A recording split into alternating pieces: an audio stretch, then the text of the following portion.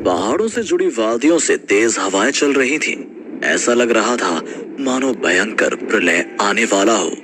धूल मिट्टी भी उन तेज हवाओं के साथ मिल चुकी थी और एक लड़के की हंसने की आवाज उसी पहाड़ों में से एक पहाड़ से आ रही थी और उसके हंसने की आवाज धीरे धीरे तेज होती जा रही थी। उस लड़के की हंसी इतनी भयानक थी कि वो तेज हवाओं का डरावना मंजर भी उसके सामने कुछ फीका लग रहा था। वो लड़का अपनी हंसी को थोड़ा रोककर गंभीरता से उसके सामने खड़े एक दूसरे लड़के से बोला, तू मेरे साथ धोखा करेगा? मैंने नहीं सोचा था। तू मेरे साथ ऐसा कैसे कर सकता है? तुझे सब पता था फिर भी। उसने अपने गंभीर शब्दों को जैसे ही विराम दिया, उसकी आंखें गुस्से से नीली चमकने लगी। उसने अपने सामने खड़े लड़के को हवा में ऊपर उछाल दिया और फिर से एक बार हंसने लगा।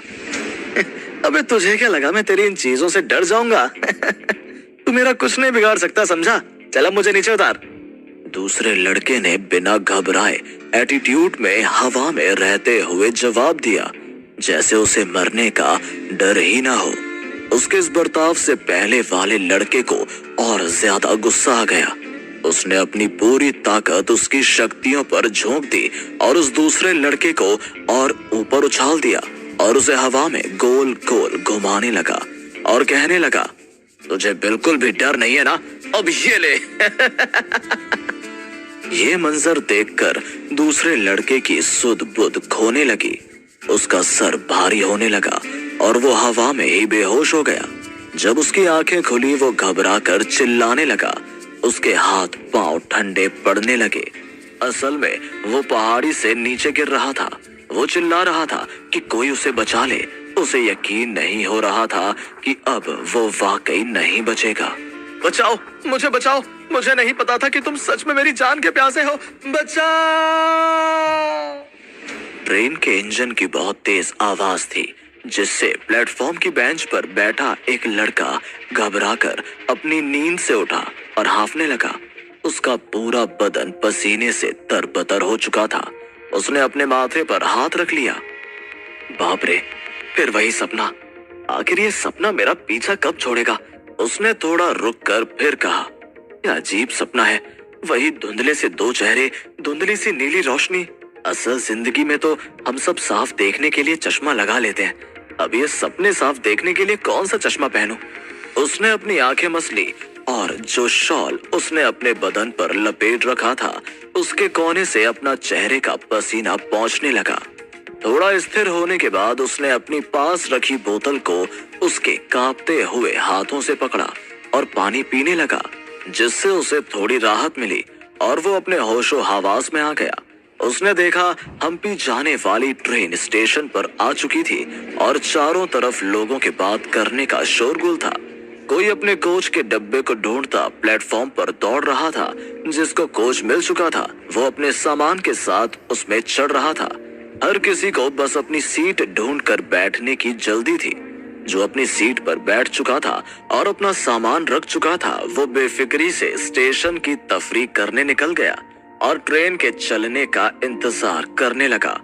यहाँ से लड़का अपनी बेंच से उठकर ट्रेन की तरफ धीरे धीरे थके हुए कदम बढ़ाने लगा और चलते चलते हर किसी को शक की निगाहों से देखता जा रहा था। उसकी लंबाई लगभग 6 फुट थी और चेहरे पर हल्की दाढ़ी। उसने हाफ आस्तीन का शर्ट और नीचे एक काला पैंट पहन रखा था और उसके पैरों में चमड़े की चप्पल थी। वो थोड़ा घबराते हुए ट्रेन के डिब्बों के सामने से गुजर रहा था। उसके हर कदम बड़ी धीरे धीरे और सोच विचार करके आगे बढ़ रहे थे। उसने अब उसकी शॉल गमछे जैसे गले में डाल ली ताकि किसी को भी उस पर शक न हो।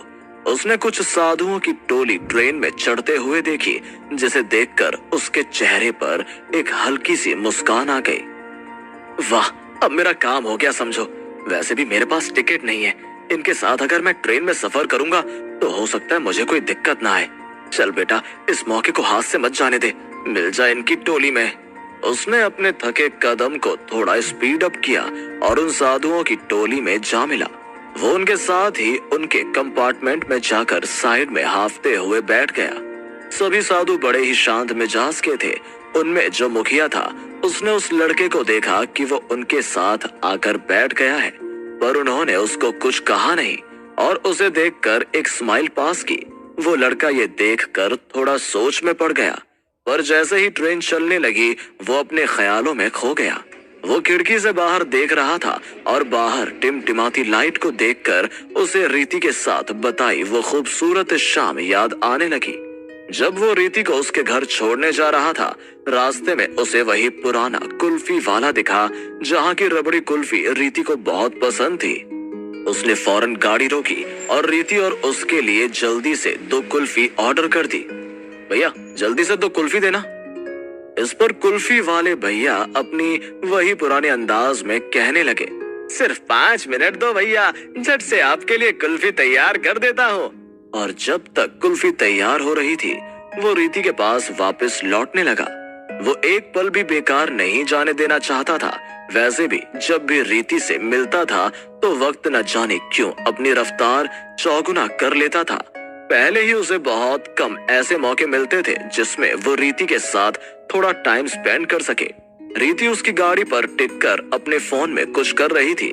जब वो रीति के पास जाकर उसके साइड में खड़ा हो गया तो रीति अपनी मोबाइल स्क्रीन बंद करते हुए बोली, टिकट भी बुक हो गई है, जस्ट मैसेज मिला, बस कुछ दिन और है।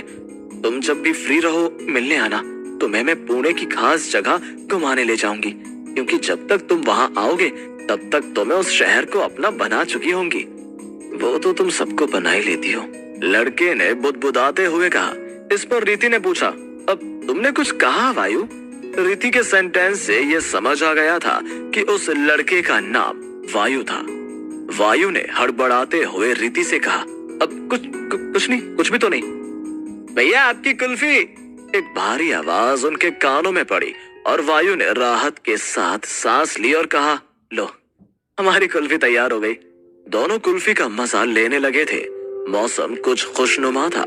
हल्की हल्की सर्दी शुरू हो चुकी थी और उस मौसम में कुल्फी खाने का मजा कुछ और ही था। धीमी धीमी हवा से रीति के चेहरे पर उसकी जुल्फें आ रही थी, जिससे वो कुल्फी खाने में थोड़ी परेशानी महसूस कर रही थी कि अचानक वायु ने अपना हाथ बढ़ाया और उसके चेहरे पर आ रही उसकी जुल्फों को हटाने लगा। रीति ने वायु की आंखों में देखा और वायु ने रीति की, और वो दोनों एक दूसरे को देखते ही रह गए। अचानक वायु की धड़कन बहुत तेजी से धड़कने लगी और शायद रीति का हाल भी कुछ वही था। वायु उसकी जिंदगी की इन्हीं यादों में खोया हुआ था कि अचानक एक भारी आवाज ने उसके ख्यालों के गुब्बारे को भेदते हुए उसके कानों में दस्तक दी। टिकट बताओ, टिकट टिकट, अपने टिकट। वायु घबराते हुए अपने चारों तरफ देखने लगा। उसे याद आया वो ट्रेन में था।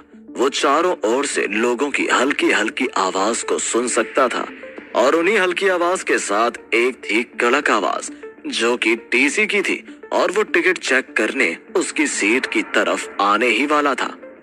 हे भगवान, बस आज कैसे भी करके मुझे बचा लेना प्लीज। वायु के हाथ पैर ठंडे पड़ने लगे थे। उसने तुरंत अपने बचाव के लिए एक तरीका सोच लिया। उसने झट से साइड में पड़ा शॉल उठाया और अपनी सीट से उठकर नीचे रख सामान के साथ बैठ गया। उसकी धड़कन अभी ट्रेन के इंजन से भी तेज चल रही थी और वो बस यही दुआ कर रहा था कि किसी तरह टीसी से बच जाए। टीसी उसके कंपार्टमेंट में आ चुका था और कड़क आवाज में पूछने लगा, बताइए जी आपकी टिकट्स। कुछ देर में सब देखने के बाद टीसी ने कहा, ठीक है जी, आपके टिकट सही है। दूसरी ओर वायु बिल्कुल चुपचाप बिना हलचल किए शॉल के अंदर बैठा हुआ था। बस ये चेक करके यहाँ से चला जाए, जल्दी जाओ टीसी भैया। टिकट चेक करके टीसी वहां से जाने लगा और वहां वायु की जान में जान आई और वो खुद से बोला, थैंक यू भगवान जी, आज तो बच गया, वरना मैं गया ही था समझो। टीसी वहां से 1-2 कदम आगे बढ़ा ही था कि अचानक उसकी नजर सामान के साथ पड़े हुए बाकी सामान से कुछ अलग दिखने वाली चीज पर पड़ी। वो बड़ी चालाकी से बोला, साधु जी मेरे पास आप 6 लोगों की टिकट है, पर ये 7वें की नहीं। साधु जी ने मुस्कुराते हुए जवाब दिया, हम यहाँ 6 ही लोग हैं। इस पर टीसी कॉन्फिडेंटली बोला, जी मैं इस कंबल में सोए हुए इस व्यक्ति की बात कर रहा हूँ। साधु ने विनम्रता से जवाब दिया, बेटा तुम चाहो तो हाथ लगाकर देख लो, वहां सिर्फ कंबल रखा हुआ है। ये सुन वहां वायु की धड़कन और तेज हो गई। अरे ये साधु जी तो मुझे मरवाने पर तुले हुए हैं। अगर उस टीसी ने मुझे देख लिया तो मेरी पूरी मेहनत पर पानी फिर जाएगा। टीसी ने जवाब दिया, ठीक है साधु जी, ये भी चेक करके ही मानेगा क्या? गया अब तो मैं। पर जैसे ही टीसी ने शॉल हटाया वहां उसे कोई नहीं दिखा। पर वायु डर कर और घबराते हुए उसे देखने लगा कि अब उसे शायद जेल में जाना ही पड़ेगा, क्योंकि वो टीसी को शॉल पकड़े अपने सामने देख सकता था। पर उसे तब विश्वास नहीं हुआ जब वो टीसी ने शॉल वापस रख दिया और कहा, मुझे माफ कीजिएगा साधु जी, यहाँ सच में कोई नहीं है। वो शर्म से कहने लगा, मैं आपसे माफी मांगता हूँ, दरअसल मेरा काम ही कुछ ऐसा है। ये टीसी अंधा है क्या? या आखिर था क्या? वायु ने हैरानी से टीसी की तरफ देखा। उसके सर से अब पसीने की एक ठंडी धार बहकर उसके माथे से गाल तक आने लगी थी। साधु जी एक हल्की मुस्कान के साथ टीसी को जवाब देने लगे, कोई बात नहीं बेटा। जैसे ही टीसी वहां से गया वो साधु बड़ी विनम्रता से बोले, अब तुम बाहर आ सकते हो बेटा। वायु आश्चर्य से उन साधु को देखने लगा। उसके माथे पर पसीना देखकर साधु बोले, तुम्हें परेशान होने या घबराने की जरूरत नहीं है, लो पानी पी लो। वो अपने कपकपाते हुए हाथों से बोतल को पकड़कर पानी पीने लगा। वायु ने एक लंबी सांस भरते हुए अपनी कपकपाती हुई आवाज में पूछा, मैं उस टीसी को देख सकता था, वो मेरे सामने ही था, उसने मुझे कैसे नहीं देखा? आपको सब पता है, बताइए कैसे उसने मुझे नहीं देखा? साधु जी शांत आवाज में बोले, हो सकता है उसने देखकर भी अनदेखा कर दिया हो। ये कहकर वो मुस्कुराने लगे। अचानक साधु जी अपनी आवाज में गंभीरता लाकर बोले, अच्छा तुम मुझे बताओ, किस पाप से भाग रहे हो और कहाँ जाना चाहते हो? ये सुनकर वायु हक्का बक्का हो गया और उसे कुछ जवाब देते नहीं बना। साधु जी फिर पूछते हुए बोले, अच्छा ये बताओ तुम्हारा नाम क्या है? उसने झिझकते हुए कहा, वायु। वायु, अच्छा नाम है। वायु, हम प्रार्थना करेंगे कि तुम जहां के लिए निकले हो वहां तक तुम पहुंच जाओ। वायु को कुछ समझ नहीं आया कि आखिर कुछ समय पहले उसके साथ क्या हुआ। वो अपनी नजरें नीचे झुकाए लगातार कुछ सोच रहा था।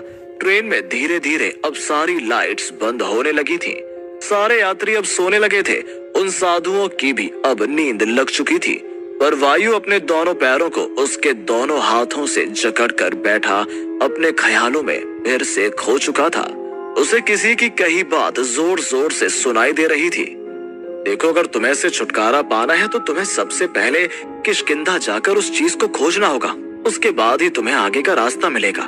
ध्यान रहे कि उनको तुम्हारे वहां होने की खबर ना हो, क्योंकि अब मैं भी कुछ नहीं कर पाऊंगा तुम्हें बचाने के लिए। अगर वो चीज तुम्हें मिल गई तो तुम्हारा एक खतरा तो कम हो जाएगा, पर उसका मतलब ये नहीं होगा कि फिर तुम पूरी तरह सुरक्षित हो। तो तुम्हें हर हाल में खुद का ध्यान रखना होगा और याद रहे तुम्हें उन लोगों के पहले उस चीज को हासिल करना होगा। आखिर क्या था वायु का राज? किस चीज से वायु छुटकारा पाना चाहता था? किस सफर पर था वो? कौन सी चीज थी जो उसे पहले हासिल करनी थी? आखिर कौन थे वो साधु और क्यों बचाया उन्होंने वायु को?